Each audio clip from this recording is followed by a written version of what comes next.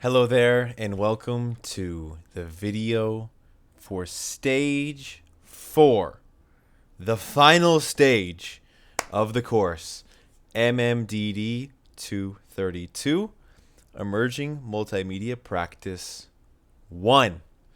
Now, I do feel like I should have a red nose on because I was a clown in my last video, going all in on the Blue Jays. I thought that they had my back. However, in the time from that video to now, they have proceeded to rip my heart out of my chest, throw it on the ground, beat it with their baseball bats, stomp on it with their cleats, and finally burn it to a crisp. And while, of course, I'm proud of what the boys and what they were able to accomplish, that wound may never heal. But here we are talking about stage 4 of the course. Now, as always, watching this video and reviewing these documents on Blackboard is extremely important for your understanding and success in this course this semester.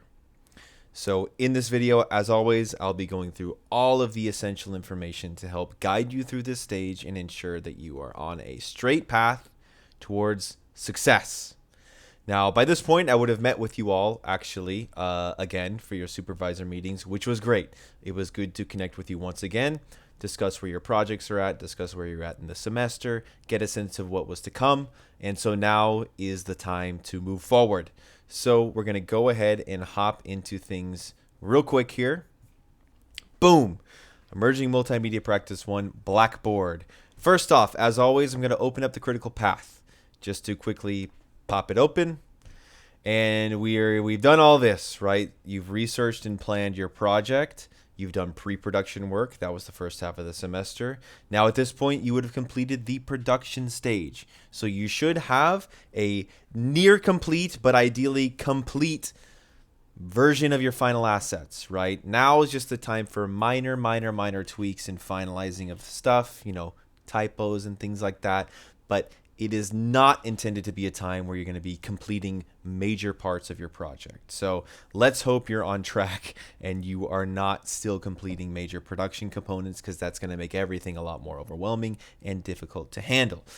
But here we are in stage 4, right? And you'll notice it's only 3 weeks long, but actually you should have your stage 4 submission due by the end of week 13. Right? It's not due the final day of the semester, the final day of class, because I need time to review these submissions. I need to make sure everyone's on a good track to pass the course. And so you need to be submitting it a bit ahead of time. So don't think about, okay, I'm going to have until the last day of the semester to do this thing, because you will not. And keep in mind, you have your professional development activity also due very soon. Or maybe it was already due in the past, depending on when you're watching this video or reviewing it. So you're going to have, at this point in this stage, you're going to have another remote team meeting, get some final feedback from your peers. You're going to finalize your work based on some of that feedback, any final tweaks that you need to complete. And you're going to put together your grand case study, which you will submit for this class and then have on your portfolio to help you in your career, to secure your work placement, to secure a job. All of those grand, wonderful things. Just make sure that the screen is recording here. Yes. So that's the critical path. Excellent. With that, we'll just go right into the stage 4 area, right? So complete any final tweaks on your work to ensure it's professionally completed. Then compile and share a case study detailing your project this semester, right? So this is meant to be a grand overall culmination of everything you've worked towards this semester. So how exciting is that? Stage 4 overview. Here's the video you're watching.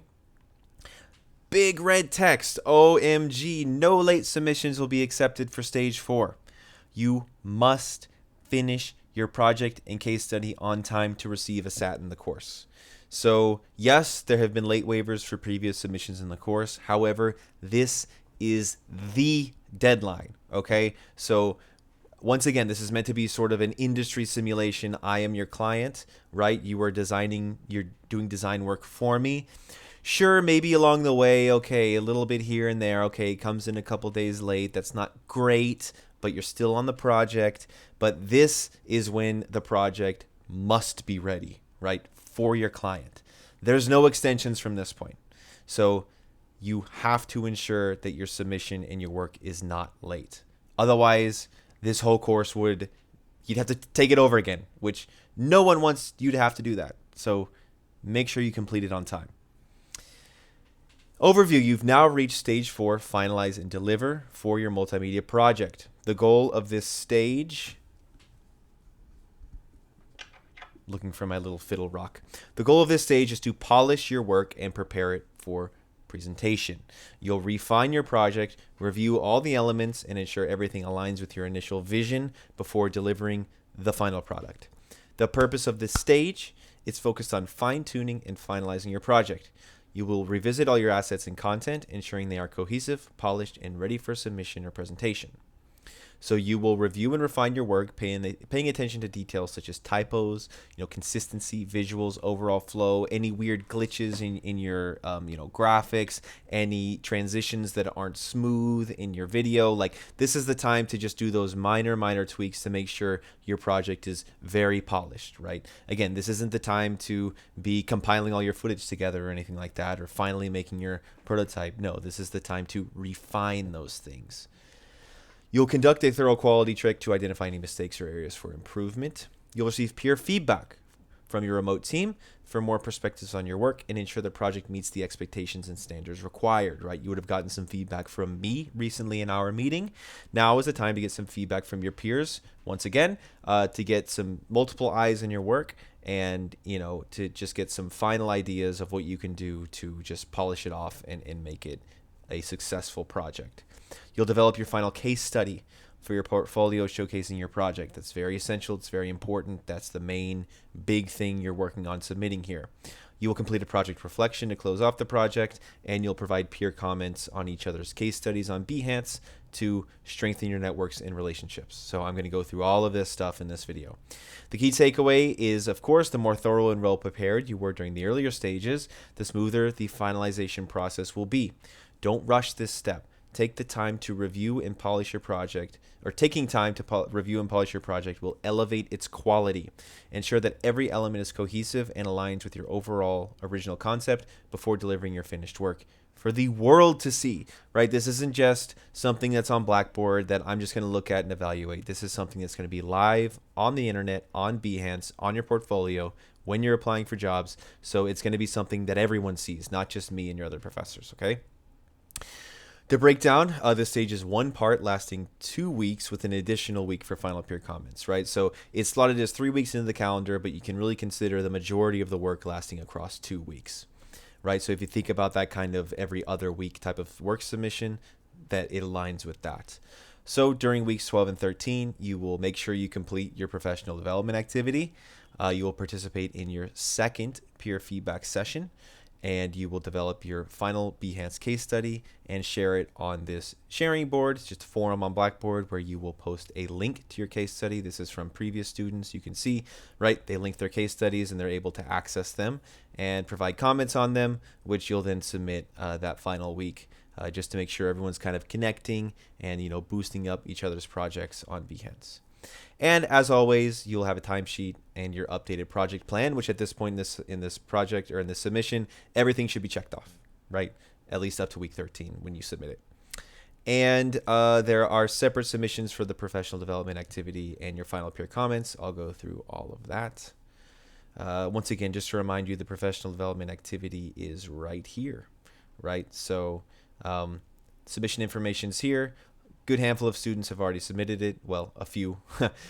So make sure you're on that. Get that completed in time. You don't want to 2 hours before the due date say, OMG, what's this? It's been covered many times in these videos and documents on Blackboard. So that's the overview that we looked at. So let's check out some resources here. First off, right, you're having another peer feedback session. This is the same information as before, so I don't feel like I need to go over it too in detail. You'll meet with your remote team. You can meet online or in person. Make sure you either take a screenshot if online or a selfie in person just to prove you all actually met and connected with one another. Here's the peer feedback form, right? You share your work, you get feedback, you take note of it, and then you use that to help as you finalize your project. Okay, so I don't think I should spend too much time on that because you've already done it, and I want to make sure I focus on other important things in this video, like your Behance case study guideline, because you'll see, oh, in your initial, right, in this final submission, you will need to have your final timesheet, your final project plan, your peer feedback worksheet, and then a link to your Behance case study. Okay, and so this guideline, which is also linked in the assignment here, right? But then you can also find it on Blackboard right here.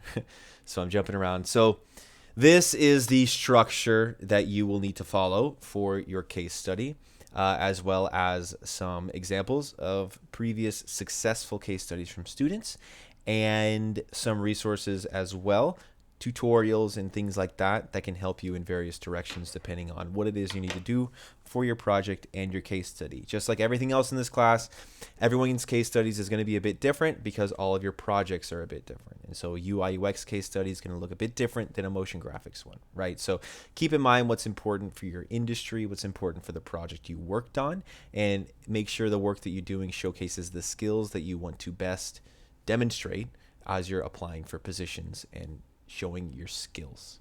So one moment. Okay, first, it's recommended you search Behance for case studies of similar projects. This can give you a sense of some industry standards, as well as which case studies stand out and which ones don't, to give you insight into your own approach. Not everything on Behance is great, right? And you know, they're going to be made for different audiences as well. So just keep in mind as you're reviewing some case studies there, you can look at ones that other people have made, see what you think is good and impactful about them, right? Or see what you think is not as good about them, and take that insight as you then start to create your own. So the structure of your case study, this is important, and this helps you to have a sort of story that you tell through this project. Your case study needs to use the following structure. You can vary as needed depending on your project, but it should follow this overall structure. Okay, so it should definitely be including all this information. First, a wow moment, right? You want to start your article, start your case study with something to catch your reader's attention, like an eye-grabbing component of your final project, right? You want someone to open up this case study and go, whoa, right? Now I want to learn more about this thing, right? You want to grab their attention. People who are looking at your portfolio, who are looking at this work when you're applying for jobs, they have hundreds probably of applications they're going through. So they don't have a ton of time to go through this stuff. So they're just going to be kind of clicking through. And if they open up this case study and it, you know, impacts them and they say, whoa, then they're going to read through it, see how you work as a designer, see what it is you put together. If they open it and it doesn't really make a big impression, then that's when they might just pass over it and go to the next applicant. Okay, so this is an opportunity to really try and grab the viewer's attention with your work. Some students have had success using motion and animation to elevate the impact of their case studies. A lot of these examples actually have that integrated, which is really compelling, I think. And again, it's kind of a wowza, you know, that looks pretty cool type of thing. And, you know, it seems maybe a little bit simplistic to think, okay, my work just funnels down to trying to make someone go, whoa. But it is true that that's very important, right? You want someone to, again, you want your work to make a big impact quickly. So how can you do that with a wow moment at the start? Then we get into the project overview. So you'll state your chosen topic area and direction. Okay, so this is a motion graphics campaign for Nike, right? What is the sort of, this type of project? What is it? That's the overview. Then the goal. What was your overall goal? Okay, well, I wanted to make one motion poster and 2 social media ads promoting the new Air Jordans. Again, these are quite straightforward, but it's about what is your project? Okay, what's the overall sort of industry and skill set you're working in? What's the overall concept behind this project? And then what was the actual tangible things you planned to create with this project, or that you did create with this project? Then list the technology used. So list the key technology, right? Software and apps, any hardware that you used for this project, right? So Adobe Photoshop or After Effects or Figma, right? So that's just meant to sort of, again, for someone looking through this to say, oh, okay, so they have good skills with After Effects, right? Or whatever it is, the software and the tools that you used. This is interesting, this red text.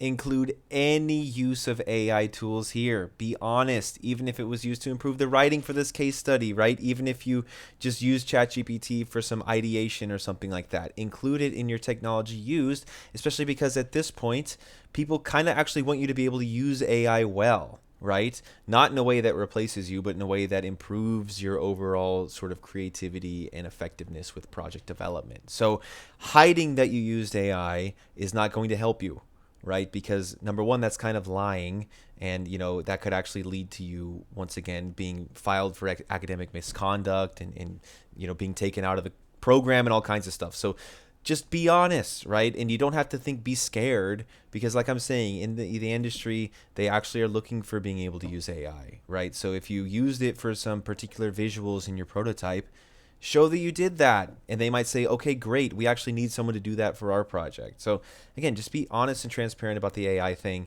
Doesn't have to be a big deal. Even if you use ChatGPT to help with some of your writing or structure or something like that, that again shows that you have some skills with using it, okay? Just be honest.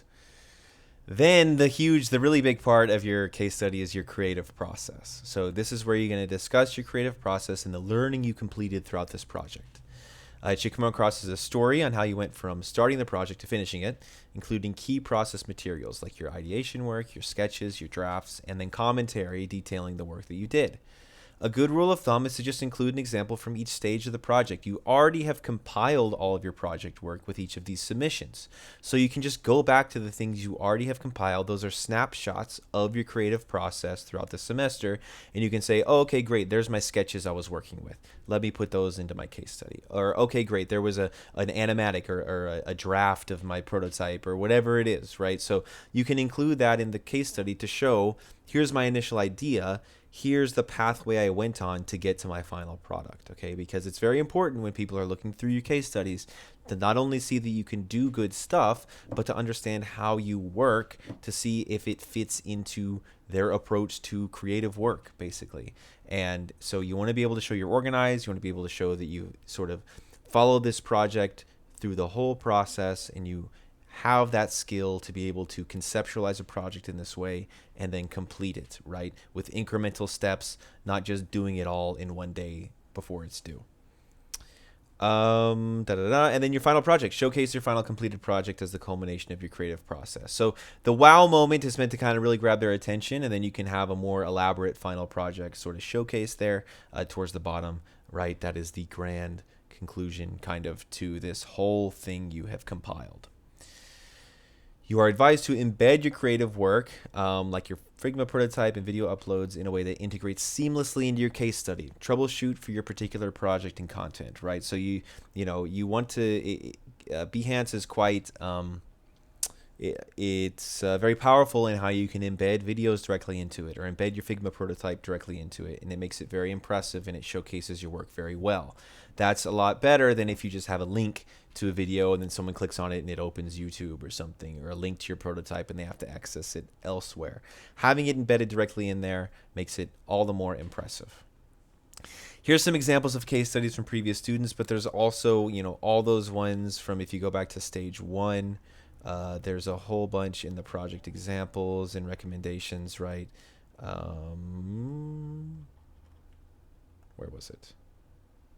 Oh, here we go. Project examples, right? All kinds of case studies here from previous students. And these are all generally the ones that stood out that I have compiled here, right?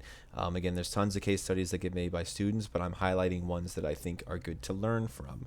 And then the ideation ChatGPT bot as well, if anyone used that, that also has access to all these case studies. So you can always ask it if it has any good examples for you, but it may not always work. It doesn't always work when I use it. Let's get back to where I was. Okay. So here are just some other examples I put out here. I'm not going to go through all of them in this video, but this is a classic one of these UI animations. And, not only because it's obviously, again, here's a wowza moment. UI state animations, well designed. There's a little dog here, right? There's a tagline, and then I'm seeing the animation on the phone. And that's cool. That says, wow, that's really well done. Let me see how this person made that. And then here we go, right? We go through their goals, the technology that they used, right? And look at that. ChatGPT, polishing the writing of this case study. Fantastic. their process, right? Their inspiration, the different sketches that they went through, right? Their, the inspiration they had from the actual pictures of the dogs. Like, this is a very clear way to show how this creative person develop their ideas, and that's what you want to be able to show, right? Here's a mood board. Then they develop the character further, and then they talk about their learning journey using a new animation software, the trial and error that they went through. Then they start showing the drafts and then the improvements that they went through to get to their eventual final animation assets here at the end. So this is a fantastic case study, not just in that it looks great, obviously, it's very engaging. You want to learn more about this creative person and how they work and what they create. But it also, again, it's very well structured. It follows the general structure that was provided there, and you can see how it creates this nice story. And then there's an afterword there. And look, they thanked me in my name. That's really kind of them. Right? So that's great. And look at that. They have 6 comments on this, right? People are engaged with their work. So that's great to see. Right? So there's a lot of great examples like this. This is another one that comes up a lot, right? And this is, once again, that's an impactful thing at the start. Okay, cool. These are some really interestingly animated assets. It has a very strong aesthetic behind it. Let me learn more about how the student did that, right? And then here we go through all of their great process work and these steps they went through, what they learned, how you can access it. Great stuff. Okay, so again, lots of examples here. Some students go wild with the animations, right? So this one, and sometimes I find I have to refresh these pages, right? Because they don't always fill the screen. I'm not sure if that's just on my machine. Well, no. What's going on? Okay, well, it's supposed to be filling the whole screen, but it's not for some reason. But you can just kind of see they have fish going, right? The text is animated, all kinds of stuff here. So this student really went pretty wild with the animation stuff in their case study, but then they have the final videos there, and it's quite good. Here's another one with some wild animation stuff. Yes. Look at this, right? Once again, with the size of these things. No, I think there's just something going on with loading on my end. I promise on your machine they should load better.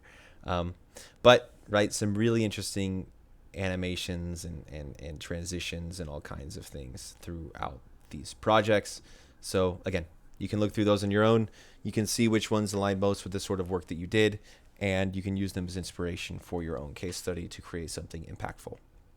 Here's some additional resources, helpful resources for putting it together. Here's some help guides on just creating the case study itself, and how to use Behance. And here's a video too on how to create an animated case study, right? So that would have helped these students here. So you can use that for insight. And it's using Adobe programs that you will create these case studies out of. Content and structure, right? Some more guidance there. And then also some things about writing. If you want to improve your writing without using ChatGPT, then this would be some great resources there. So, how to create the case study, how to format your images, how to do things with content and structure, how to make it catchy, how to make it impactful and engaging, and then how to improve some of your writing as well. So lots of great resources, lots of good examples, and then here's the structure to follow. Like I said, everyone's project is a little different. So this is sort of the broad sort of information being thrown out there to you for you to now say, okay, well, the sort of case study, the sort of project that I have, I need to kind of do it like this. And so you find inspiration around that, and you find what resources you need to complete it in that way. Okay. And so, like I said, that's the grand sort of final thing that you'll be doing in this class. And it's your grand takeaway that you will take with you afterward. So that's in the resources. Then we get into the submission. And I had brought this up before, but basically timesheet, project plan, peer feedback, and then a link to your case study. And make sure at the same time you submit this on the sharing board, right? Again, it's empty right now for this class, but you'll put a link there and you'll say, here's a link to my case study, okay? And then that way you can all access each other's work. And this is due Monday, December 8th. At 11:59 p.m. So that's the Monday of the last week of the semester. And Merry Christmas. I moved it from 9 a.m. to 11:59 just to give you a little bit of that extra time. Now, does that mean you should be completing this at 11 o'clock at night on Monday? Of course not. Does that mean that half of you are still going to do that? I can't say. But that's the due date there. And look at this once again, all red. No late submissions will be accepted. You must finish your project and case study on time to receive a SAT in the course. And maybe even some of you, I've worked with you throughout this project already and said, okay, I understand, we can adjust this, we can adjust that. But like I said, in a client scenario, there is going to be a final, the project has to be ready by this point. And so that's this due date. And then, you'll specify the tasks in your timesheet. And no late waivers for this submission again. Submit it on time. I'll keep saying that. And then you'll submit it and you'll have all that project work behind you and you'll have a great piece for your portfolio, right? And something else to keep in mind is that this is a live document, a live thing that you're creating, and that you can always improve the project and refine the case study further, but you need to make sure it is in a good, complete state for this class, and then to help you with all of your grand securing your work placement stuff, especially into next semester. So you'll submit it. You will also share a link on the sharing board here. Those have the same deadline, so you can just think about, okay, I'm going to submit my project, then I'll post on the sharing board. Shouldn't take even more than 1 minute to post your link there. Then do the Friday of the last week of class is project reflection and then peer comments. So here's just some simple questions for you to reflect on now that you've been through this whole process, been through this whole course. So you'll reflect on your overall project development throughout the semester with the questions below. Question 1, did you meet your project goals with your final project? Why or why not, right? Did you end up falling behind? Did you end up having to cut things out? What went on there?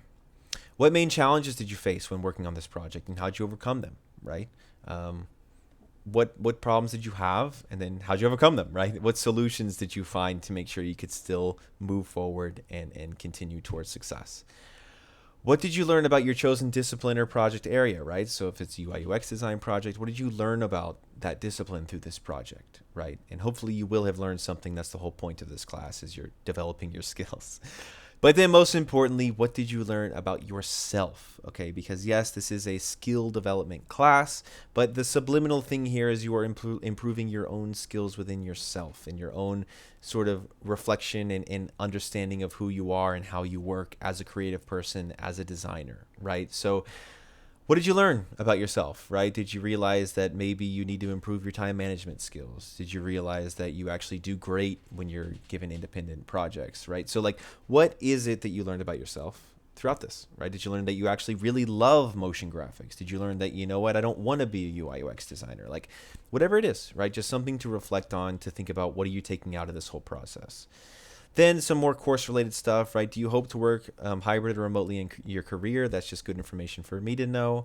Did this course help you improve those skills for hybrid and remote working, right? And then any additional thoughts on the course that you want to provide. And then here are some final peer comments. So what you're going to do is, you'll access this forum, this discussion board here. You'll see everyone's links to their projects, and you will access them. And what you need to do is comment on their Behance posts, okay? And then attach screenshots of the comments from you on at least 2 of their projects. So let me see if I can just open up an example here. I'll go back into this. And then, for instance, this one, right? So if we look at, this one had a lot of comments on it.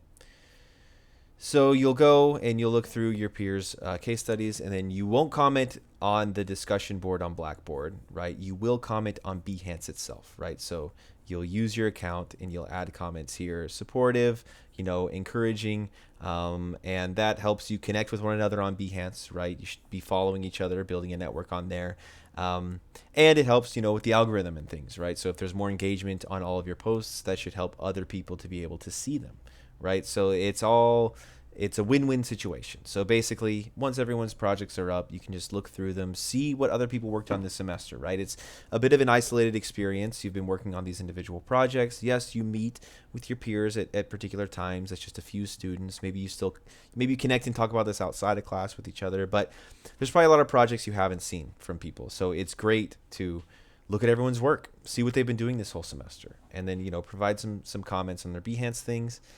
And take screenshots of the comments to prove you did it, attach it, and then you're good to go, and you can have a great, grand holiday break, winter break, whatever it's called, and that will be amazing. And you can pat yourself on the back for completing this huge project. But there's still some time, depending on when you're watching this, especially for you to get to that point, for you to get to the finish line. So by the time you see this video, all this stuff will be available on Blackboard for you to review.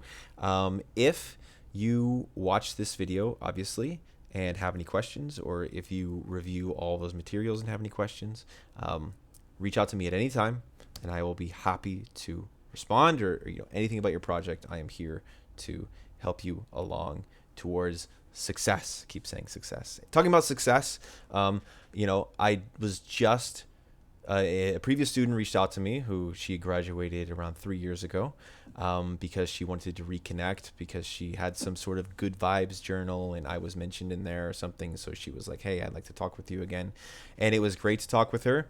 And, in just 3 years, she has been very successful in her career, in her design career. And, she's worked for some very big companies. And by this point, again, only really 3 years out of the MMDD program, she is already managing a whole design team, right, for a major company, for a big product. So that's very impressive, and it's awesome that she came from this program. But she also was talking with me about how important the skills that she learned in classes like this, where she had to develop her own time management skills, where she had to develop independent learning, when she had to learn more self-directed just abilities, were essential for her success in her career. Because you start work, you show up to your office or wherever, or you open your laptop to start your remote work opportunity, there isn't going to be someone there telling you every single thing you need to do, right? They might say, okay, here's a few tasks for you to be looking at this week, but it's up to you to have to figure out how you're going to do all that, right?